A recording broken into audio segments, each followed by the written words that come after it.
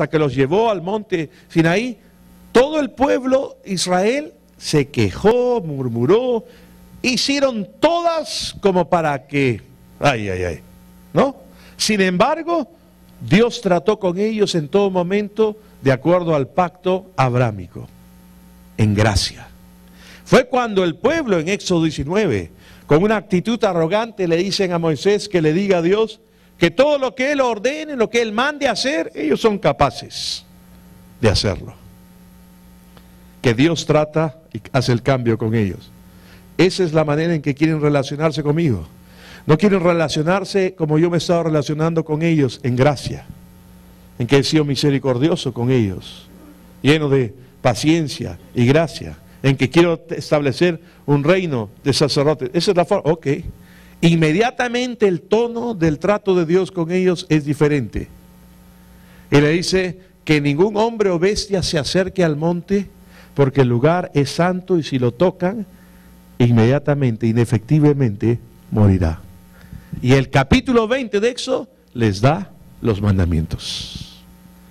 Y estos que se habían jactado de decir que los iban a cumplir, que podían hacerlo, incumplen el primero inmediatamente, porque se ponen a adorar a un becerro de oro en vez de a Dios. Hola, hermanos, la ley, lo dije el domingo pasado, y muchas personas se asombran por esto, la ley no fue dada por Dios para que se cumpliese. ¿Ah?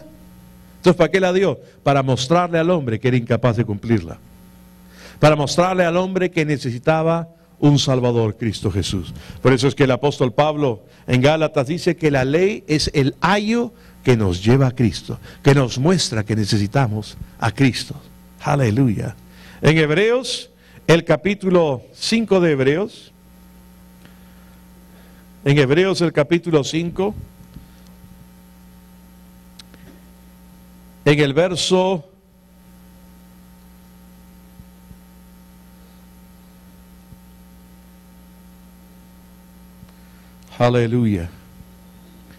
11 y siguientes dice: acerca de esto tenemos mucho que decir y difícil de explicar, por cuanto os habéis hecho tardos para oír.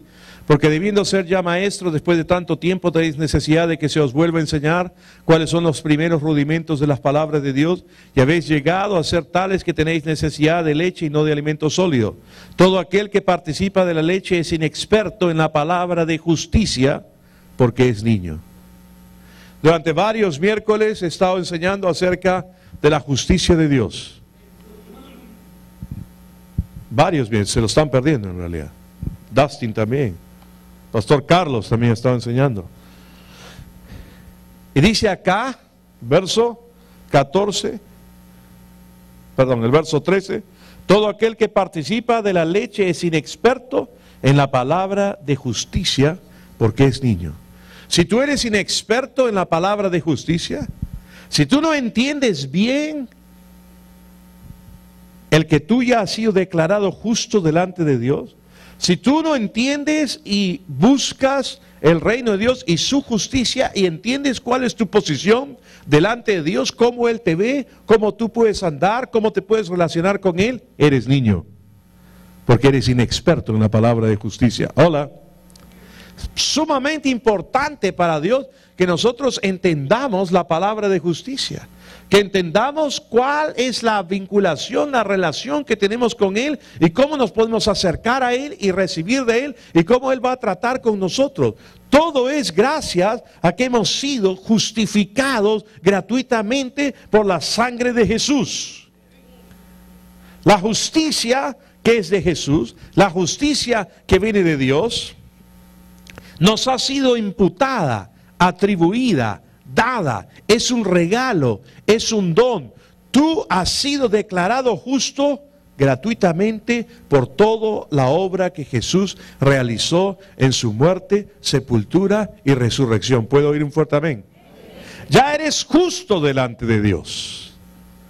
Ahora, muchos acá no se sienten justos de repente, porque siguen basando su relación con Dios en lo que hacen o lo que dejan de hacer. Hola. Desde el punto de vista de la palabra, miren lo que dice Hebreos, el capítulo 8. Aleluya. Hebreos 8, el verso 8 al 12.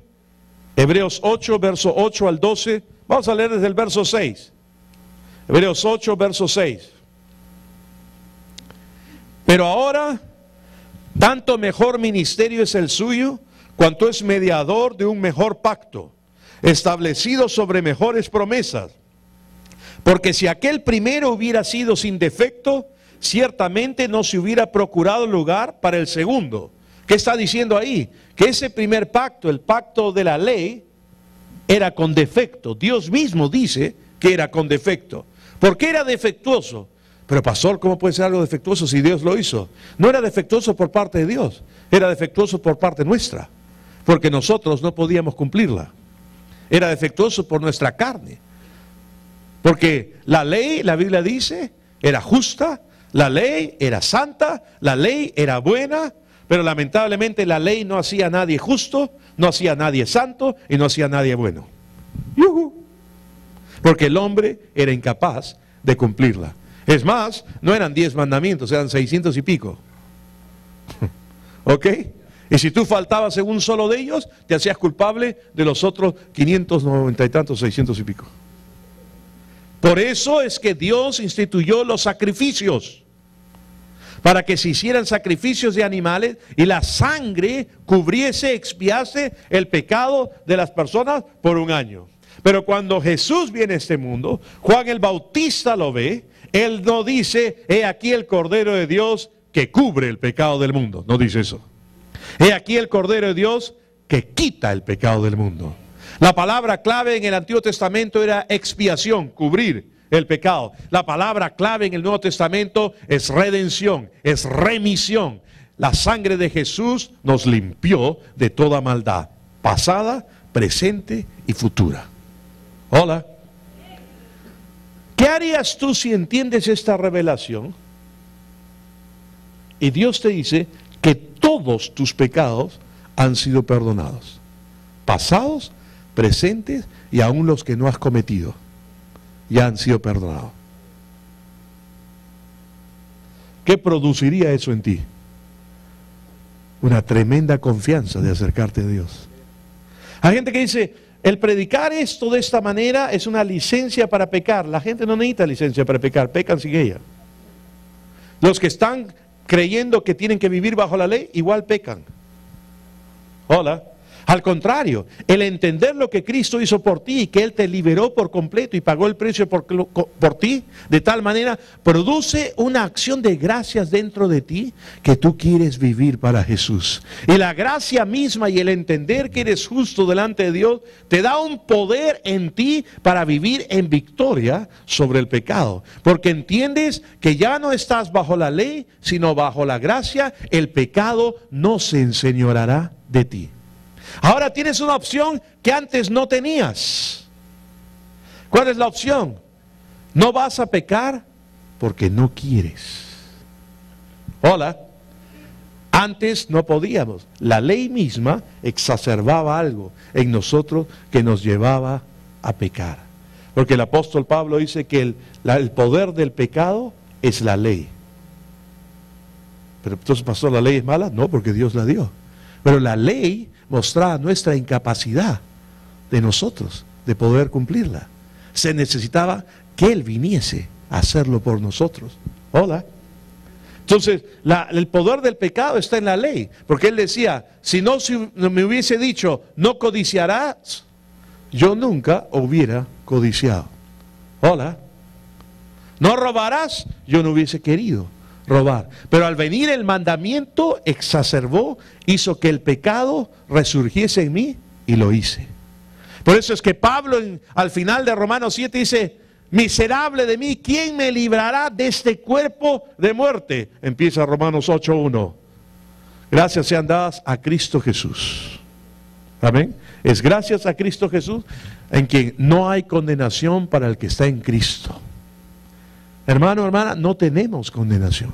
No hay condenación para nosotros. Pero ¿qué pasa con alguien que sigue pecando? No está entendiendo la gracia. Pero si su corazón es sincero y busca al Señor y entiende lo que realmente significa ser justo, que ya ha sido hecho libre y que la gracia de Dios está operando en él, va a apartarse poco a poco de aquello que era una conducta equivocada. Ahora no me malinterpreten, este nuevo pacto en el que estamos, esta redención que Dios ha hecho en nosotros, este habernos liberado, no nos exime de poder ser tentados hacia el mal. Podemos ser tentados, podemos querer, desear cosas que están mal, pero el entender que ya fuimos redimidos, el entender que hemos sido justificados, el entender que Dios nos ha hecho libres y que ya no estamos bajo obligación, bajo la ley, sino bajo la gracia, el pecado no se enseñoreará de nosotros. Y cuanto más tú busques el reino, que es a Jesús, y más te establezcas en tu justicia y estés maduro en ella, entendiendo aún que si fallas, tú vas a declarar: Señor, he fallado, pero sigo siendo la justicia de Dios, porque no, lo que yo haga o deje de hacer no cambia mi condición ante ti. Sigo siendo la justicia de Dios, tu gracia es más que suficiente, el pecado no se enseñoreará de mí y me considero muerto al pecado, más vivo para contigo, y tu poder está obrando en mí, y cada vez esto seguirá operando en mí, y me estableceré más en justicia, al punto que no considere más esto, y esto nunca más sea una tentación o algo que me lleve al pecado. ¿Están ahí o no? Eso es lo que va a ocurrir. Pero porque comienzas a ser cristocéntrico, estás buscando el reino de Dios y su justicia en vez de ser pecadocéntrico.